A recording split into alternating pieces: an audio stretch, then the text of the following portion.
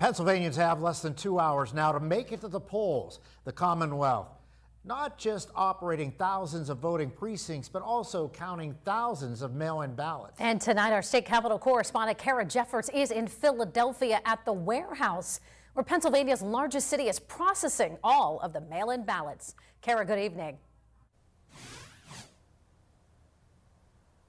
Good evening, Mike and Eva. In 2020, the mail-in ballot counting process for Philadelphia County was more chaotic. They were counting in straight downtown Philadelphia. The law itself was very new. It was their first presidential election doing that. They had over 300,000 ballots that they had to process. This year, we're expecting results quicker.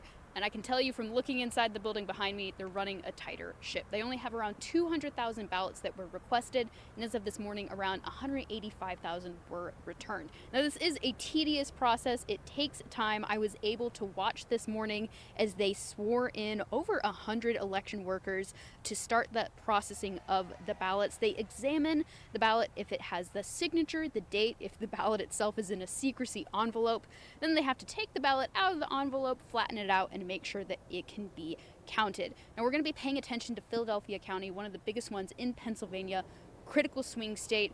As we're looking for who is going to take the White House, we will have to know who has the most votes with this county. Turnout is going to be a big deal, though, with our in-person voting. I was able to head to Philadelphia downtown this afternoon, check out a few of the polling places there, and I also spoke with one of the city commissioners to hear what she has to say about today.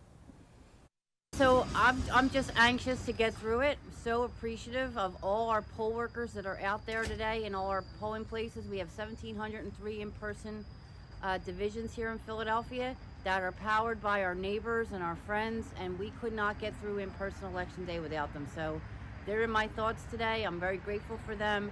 I'm reminding all of our voters always to just be polite.